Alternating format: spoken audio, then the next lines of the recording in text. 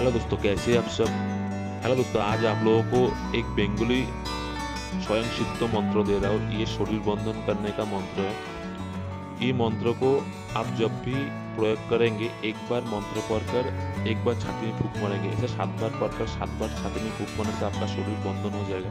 इसके बाद आप रात को जहाँ पर भी जाएंगे, किसी भी श्मशान हो या किसी भी जंगल हो, आपका ऊपर में कोई भी किसी प्रकार कोई भी बाधा नहीं आएगा। মন্ত্র হ্যাঁ, বন্ধ বন্ধ মহাবন্ধ চৌদিকে রাম বন্ধ লক্ষণকে সামনে রেখে শরীর করলাম বন্ধ আমার এই মন্ত্র যদি ছুটিস দোহাই লাগে कामरूप कामाख्या मायर मस्तक फुटिस। यही मंत्र को मैं और एक बार बोल दे रहा हूँ।